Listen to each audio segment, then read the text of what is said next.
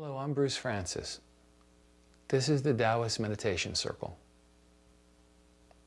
The purpose of this 1.5-year program is going to be to give you the fundamentals that you will need so that when you engage Taoist meditation, or any other form of meditation for that matter, you will have the basics that will enable you to do the meditation itself. Most of the time, these basics are neglected by almost every meditation school. And they just get down to what the main practice is. And somehow, you're supposed to fill in all the gaps. Here we're going to take this in a more systematic fashion. Part of this is that before you run, you have to be able to crawl and walk. Otherwise, you are never able to successfully run. Well, meditation has these parallels also. There are things like a basic sense of presence, a basic understanding of how the mind and the body connect. And it's very, very difficult for the mind and body to connect if you leave out the body part. Many forms of meditation are extremely mental, and what happens is that it's quote-unquote all in your head. And the body's not included. Well, thinking and analysis, although wonderful, and although a primary part of any philosophical system, are not what meditation is about. Because you can know what all the problems are, you can know where you're supposed to go, but that won't get you there. As the phrase goes, we all know why we sin, but we keep on doing it anyway.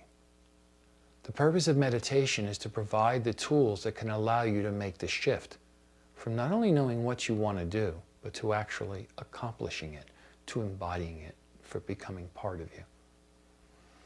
So this meditation program will take you through a number of basic steps, and they're all preliminary. They're preliminary before you get to the main events of Taoist meditation.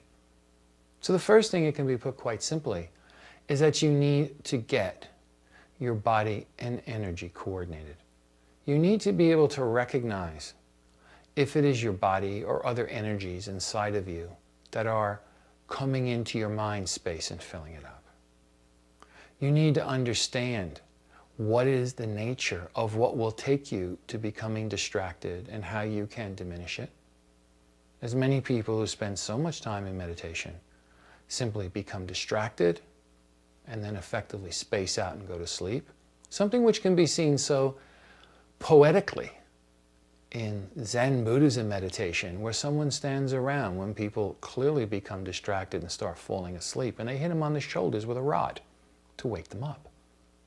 Well, you need to have something a little bit more gentle than that. So it now becomes a matter of, you need to recognize not only that you are distracted, but that what is the triggers that are taking you toward distraction. The first 4 months of this program will very much be dealing with those issues. What will make you distracted? And also, when you go so far as to become distracted and then go into some inner corner of your subconscious, you completely space out. You completely get disassociated. You come back, oh, where am I? To have a way of getting back on track without all this recrimination and guilt, which in Western cultures stops people from learning how to meditate and instead takes them down endless mental pathways. So this will be the first part. This will go further into finding out how also emotional, mental, and psychic energy, and even karmic energy, is also present inside your body.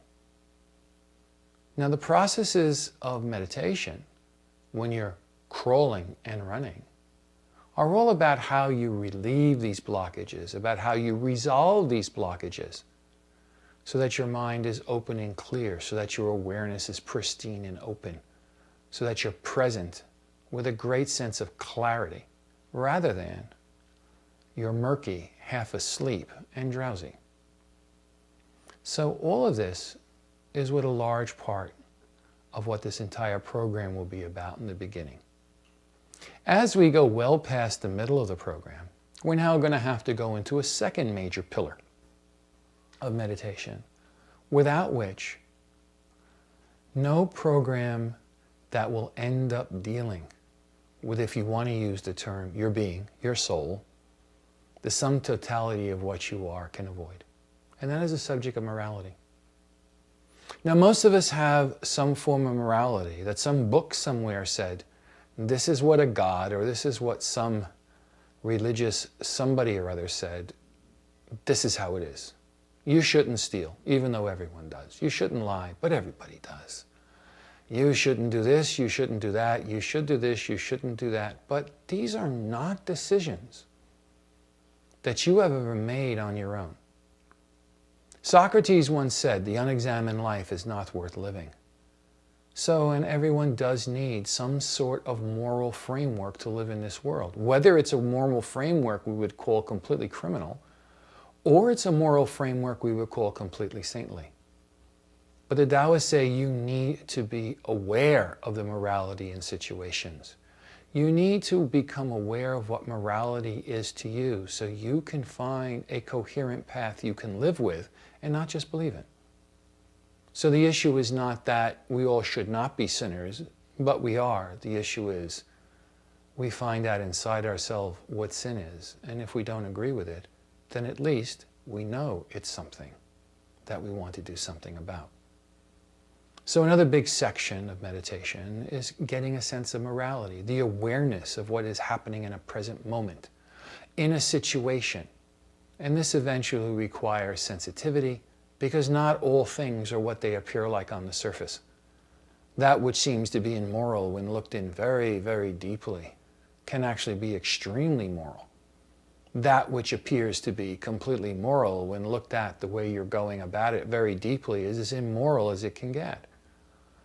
So without actually dealing with the roots of morality, without coming to decide if you were creating the world, and you are creating the world of your insides. You are creating your soul. You are creating what inhabits your soul.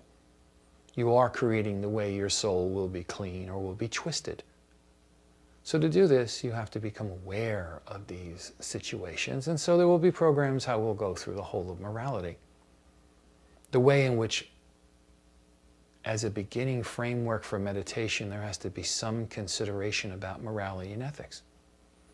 Not to reach some sort of definitive, absolute conclusion, but to reach conclusions that a person can live with, understands, and ones which are derived at, not casually, but by deeply looking into them. Again, taking us back to the unexamined life may or may not be worth living.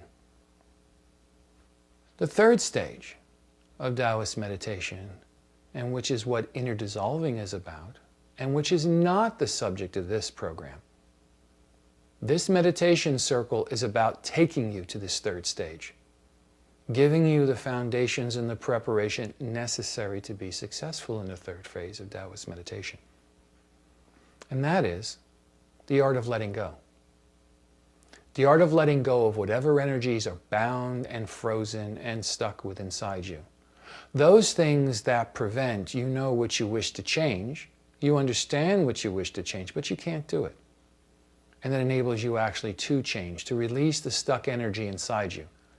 So your insides become clear and capable of changing and moving into the brighter spots of what the human being or soul is capable.